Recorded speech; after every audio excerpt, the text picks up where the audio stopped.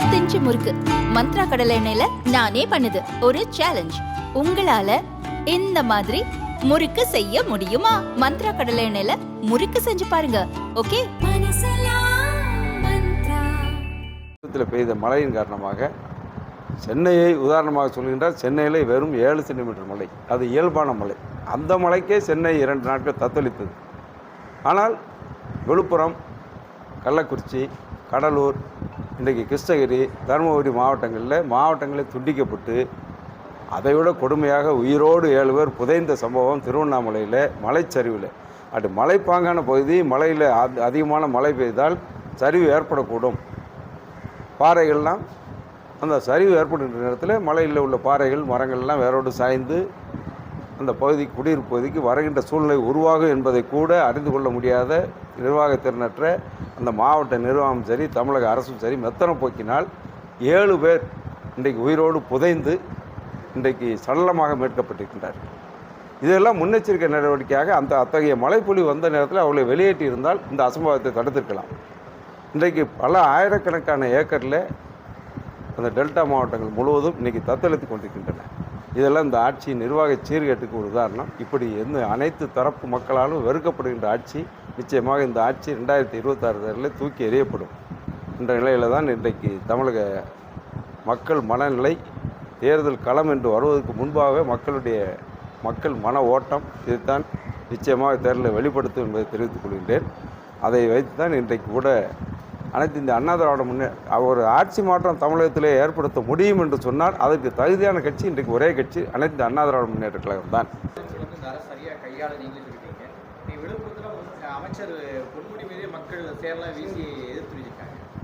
இல்லை, பொன்முடி மீது மட்டுமல்ல, இன்னும் சம்பவங்களை பார்த்தால் 2 தினங்களுக்கு முன்பு பல்லடத்தில் ஒரே குடும்பத்தில் 3 பேர் வெட்டி கொலை செய்யப்பட்ட நேரத்தில் அங்கே வெள்ளக்கோயில் சாமிநாதன் என்ற அமைச்சர் சென்றார். சட்டம் ஒழுங்கு எந்த லட்சணத்தில் இருக்கின்றது? இந்த அரசின் மீது வன்முறையாளர்களுக்கு பயமில்லை, கொலையாளிகளுக்கு பயமில்லை, வன்முறை சம்பவங்களில் ஈடுபடுவர்களுக்கு, சட்டத்தை மீறுவர்களுக்கு பயம் இல்லாமல் இருக்கின்ற காரணத்தினால் எங்கள் குடும்பத்தில் 3 பேரிலிருந்து நாங்கள் நிற்கதியாக இருக்கின்றோம் என்று சொல்லி அமைச்சரை கேள்வி கேட்டு அமைச்சர் பதில் சொல்ல முடியாமல் இந்த சம்பவத்தை பார்ப்போம். இன்றைக்கு விழுப்புரம் மாவட்டத்தில் மாண்புமிகு அமைச்சர் பொன்முடி அவர்களை இன்றைக்கு மக்கள் கெரவு செய்து மக்கள் பதில் சொல்ல முடியாமல் இந்த அரசின் மெத்தன போக்கால் தான் ஏன் மக்கள் கொதிப்படுகின்றார்கள், கோவப்படுகின்றார்கள் ஆட்சியின் மீது, அதிகாரத்தின் மீது, அமைச்சர்கள் மீது என்று சொன்னால் இந்த அரசு சரியான நடவடிக்கை எடுத்திருந்தால் அந்த கோபம் அவர்கள் மீது செல்லாது. இந்த அரசின் மெத்தன போக்கால் தான் நாங்கள் பாதிக்கப்பட்டிருக்கின்றோம் என்ற உணர்வோடு தான் அந்த உணர்வை அவர்கள் வெளிப்படுத்துகின்றார்கள். இங்கே மட்டுமல்ல, பொறுப்பு அமைச்சர்களாக செல்கின்ற எம்ஆர்கே பன்னீர்செல்வம் போன்றவர்களெல்லாம் அங்கே கடலூர் மாவட்டத்தில் மட்டுமல்ல, அங்கே கிருஷ்ணகிரி மாவட்டம் போன்ற இடங்களில் அவர்கள் விரட்டி அடிக்கப்படுகிறார்கள். இந்த கோபம் தான் நாங்கள் முதலில் சொன்னதைப் போல இப்படிப்பட்ட நிகழ்வுனால் இந்த கோபம் இன்றைக்கு அரசின் மீது, ஆட்சியாளர் மீது திரும்பி இருக்கின்றது. இது நிச்சயமாக இந்த ஆட்சியாளர்களுக்கு பாடம் புகட்டுகின்ற வகையில் இந்த 2026 தேர்தலில் கூட இது பிரதிபலிக்கும். என்று சொன்னால் இப்படி மக்களின் காக்க வேண்டிய பொறுப்பு அரசுக்கு இருக்கின்றது. எதற்கெடுத்தாலும் மத்திய அரசை குறை சொல்லி மத்திய அரசு செய்ய வேண்டிய கடமை செய்ய வேண்டும், அதில் மாற்று கருத்து இல்லை. ஆனால் அது வருகின்ற வரை முதல்ல முன்னெச்சரிக்கை நடவடிக்கையாக இன்றைக்கு வானிலை ஆய்வுமெல்லாம் இன்றைக்குள்ள காலகட்டத்தில் மிக தெளிவாக துல்லியமாக இத்தனாம் தேதி சூழ்நிலை வரும், அந்த குறைந்த காற்றழுத்த தாழ்வு மையம் என்பது புயலாக உருவாக்கக்கூடிய இத்தனை கிலோமீட்டரில் இருக்கின்றது என்ற தெளிவான தகவலை எல்லாம் நாங்கள் படம் எடுத்து காட்டுவதைப் போல வானிலை மையம் நமக்கு தகவலை தெரிவிக்கின்றது. அப்படி தெரிவிக்கின்ற நேரத்தில் அது இந்த பாதிப்பை ஏற்படுத்தக்கூடும் என்ற முன்னெச்சரிக்கை நடவடிக்கையோடு செய்ய வேண்டிய பொறுப்பு அரசுக்கு இருக்கின்றது, கடமை அந்த அரசுக்கு இருக்கின்றது. ஒரு அரசு மக்களின் உயிர்களையும் உடைமைகளையும் பாதுகாக்க வேண்டிய பொறுப்பு, முதற் பொறுப்பு, 100% பொறுப்பு அரசுக்கு. இந்த அரசு கையாளாகாத அரசு, நிர்வாக திறனற்ற அரசு, செயல்படாத முதலமைச்சர். எனவே தான் இத்தகைய நிலை இருக்கின்றது என்பதை எதிர்க்கட்சி தலைவர் கூட அந்த வெள்ளப்பாதி பகுதியில் சுற்றி பார்த்து விட்டு அவருடைய கருத்தை பதிவு பண்ணியிருக்கின்றார். ஆனால் இதை சொல்வதற்கு எதிர்க்கட்சி தலைவருக்கு அருகதை இல்லை, தகுதி இல்லை என்று குற்றச்சாட்டை மறுக்கின்றாரே தவிர இருக்கின்ற நிலையை உணர்ந்து கொள்ளாத முதலமைச்சராக இருக்கின்றார். இது அவருடைய இயலாமையை காட்டுகின்றது, ஆத்திரத்தை காட்டுகின்றதுன்னு சொன்னால் நாங்கள் செயல்பட அவர்கள் தவறியதால் அவர்களுக்கு ஆத்திரம் மட்டும்தான், ஆத்திரக்காரனுக்கு புத்தி மட்டும் என்ற வகையில் இன்றைக்கு எதிர்க்கட்சி தலைவரை பற்றி அவர் பேசியிருக்கின்றார். அதாவது வட மாவட்டங்கள் பெய்த கனமழையை குறித்து எதிர்க்கட்சி தலைவர் தன்னுடைய கருத்தை பதிவு செஞ்சிருக்கு. இன்றைக்கு வந்து சேகர் பாபு ஒரு கருத்து பதிவு செஞ்சிருக்காங்க. அதாவது மக்கள் வந்து மகிழ்ச்சியாக தான் இருக்காங்க, எதிர்க்கட்சி தலைவர் வீண் விமர்சனங்கள் பண்ணிட்டு இருக்காங்கன்னு சொல்லி ஒரு கருத்து பதிவு செய்யறது பற்றி உங்களை பாருங்கள். மக்கள் மகிழ்ச்சியாக இருந்தால் ஏன் அங்கே விழுப்புரத்தில் பார்க்க கலவர பகுதியில் பார்க்க சென்ற அமைச்சர் பொன்முடியான் விரட்டப்படுகிறார்.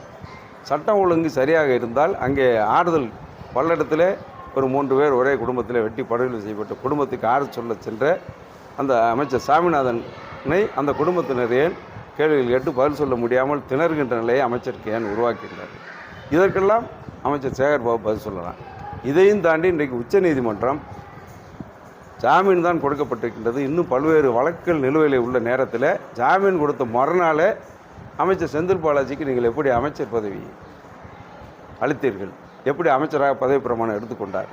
அந்த அளவு சட்டம் என்பது நாட்டில் அனைத்து மக்களுக்கும் அதில் வேறுபாடு இல்லை, அனைத்து குடிமக்களுக்கும் ஒன்று தான். இது தவறான முன்னுதாரணம் என்று உச்சநீதிமன்றம் கடும் ஆட்சேபத்தை தெரிவித்திருக்கின்றது. இது ஒன்றே சான்றாகும் இந்த அரசின் அவலட்சணத்தை இன்றைக்கு உச்சநீதிமன்றம் எடுத்துக்காட்டி.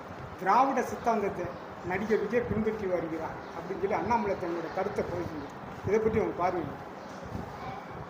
இது விஜய் ஒரு அரசியல் கட்சி ஆரம்பிச்சிருக்காரு, அவர் கருத்தை சொல்கிறார். அது திராவிட சித்தாந்தமாக எடுத்துக்கிட்டாலும் அது அவருடைய கொள்கையை சொல்லுகின்றார். திராவிட சித்தாந்தம் நாங்களும் இப்போ ஏற்கனவே திராவிட சித்தாந்தத்தை பேரறிஞர் அண்ணா அவர்கள், தந்தை பெரியார் அவர்கள் சுயமரியாதை இயக்கமாக துவங்கினார். அது தேர்தலில் போட்டியிடாமல் மக்களிடம் சமூக விழிப்புணர்வை ஏற்படுத்த வேண்டும், சமூக சீர்திருத்தத்தை. அதிலிருந்து மாறுபட்டு பேரறிஞர் அண்ணா அவர்கள் அதே சுயமரியாதை இயக்கத்தோடு மக்கள் பணியை செய்வதற்கு மக்கள் பணிகள் தேர்ந்தெடுக்கப்படும் என்ற கொள்கையை மாற்றி அரசியல் கட்சியாக பதிவு செய்து திராவிட முன்னேற்ற கழகத்தை துவங்கினார்.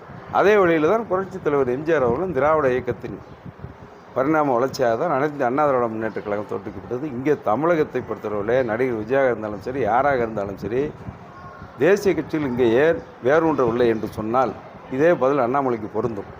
இங்கே திராவிட சித்தாந்தத்தை பேசாமல் யாரும் அரசியல் செய்ய முடியாது. அதனால தான் அன்பு சகோதரர் நடிகர் விஜய் கட்சி ஆரம்பித்து திராவிட சித்தாந்தத்தை அவர் சொல்லி வருகின்றார். அது அவருடைய விருப்பம். இதில் அண்ணாமலை கருத்து சொல்வதற்கு ஒன்றுமில்லை. அண்ணாமலை போன்றவர்கள் பாஜக இருந்தாலும் சரி, இந்திய தேசிய காங்கிரஸ் இருந்தாலும் சரி, திராவிட சித்தாந்தத்தை அவர்கள் ஏற்றுக்கொள்ளவில்லை என்பதனால தான் 50 ஆண்டு காலமாக அவர்கள் இங்கே வேரூன்ற முடியவில்லை, இனிமேலும் வேரூன்ற முடியாது. இதுதான் அண்ணாமலைக்கு இந்த பதில் பொருந்தும்.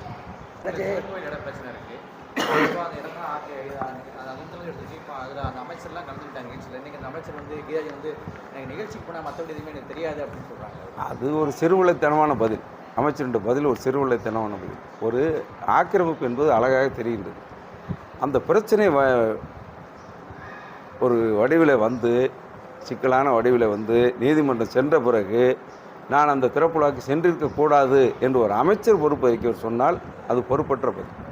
அது செல்வதற்கு முன்பாகவே ஒரு நிகழ்ச்சிக்கு நம்ம அழைத்தால் அமைச்சர் பதவி என்பது மிக முக்கியமான தமிழகத்தில் முதலமைச்சரில் அமைச்சரவையில் உள்ள அங்கம் வகிக்கின்ற அமைச்சர் பதவி என்பது சாதாரண பொறுப்பு அல்ல. எந்த ஒரு நிகழ்ச்சி செல்லுமானால் அது அரசு விதிகளுக்கு உட்பட்டு, இப்போ தனியார் நிகழ்ச்சி என்று சொன்னால் கூட பரவாயில்லை, இது அரசு விதிகளை மீறி கோயில் நிலத்தை இன்ன பணிக்குத்தான் பயன்படுத்த வேண்டும், இன்ன வகைக்குத்தான் பயன்படுத்த வேண்டும் என்ற விதி மீறலெல்லாம் மீறி அந்த மாப்பிள்ளை நில பகுதியில், இன்னும் சொல்லப்போனால் அந்த அந்த நிலம் யாருக்கு தாரை வார்க்கப்பட்டிருக்குன்னு சொன்னால் முழுக்க முழுக்க திராவிட முன்னேற்ற கழகத்தைச் சேர்ந்தவர்களுக்கு தான். அவரே சொல்லியிருக்கின்றார். அவருடைய உதவியாளர் மணி என்பவருடைய வற்புறுத்தலில் அது அந்த நிலம் குத்தகைக்கு விடப்பட்டதாக செய்திகள் வருகின்றது. அது மட்டும் இல்லாமல் அந்த அம்பாசங்கர் என்பவர் அந்த வணிக வளாக கட்டடத்தை கட்டியிருக்கின்றார். நிச்சயமாக அதில் வணிக வளாக கட்டடத்தை கட்டுவதற்கு உண்டான முகாந்திரமே இல்லை. முகாந்திரம் இல்லாத நிலையில் அப்படிப்பட்ட கோயில் நிலங்களை பாகம்பெரியால் உடனுரை அந்த சிவன் கோயில் சொத்தாக இருக்கின்ற அந்த கோயில் விதி மீறல்கள் முழுமையாக இன்றைக்கு மீறப்பட்டிருக்கின்ற காரணத்தை அமைச்சருடைய பதிலே நமக்கு தெளிவுபடுத்துகின்றது. ஏன்னு சொன்னால் அதில் விதிமீறல் இல்லை என்றால் அது விதிமீறல் இல்லை, நான் சென்றது ஒன்று தவறில்லை என்று சொல்லுவார். இன்றைக்கு அமைச்சரை நான் திறப்புலாவுக்கு சென்றிருக்கக்கூடாது என்று ஒப்புதல் வாக்குமூலம் அளித்திருக்கின்றார்.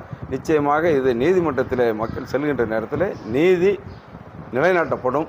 அதில் குற்றம் சாட்டவர் அனைவரும் அதற்கு உண்டான தண்டனையை அடைவார்கள் என்பதுதான் எங்களுடைய கருத்து. தண்டனையை அடைய வேண்டும்.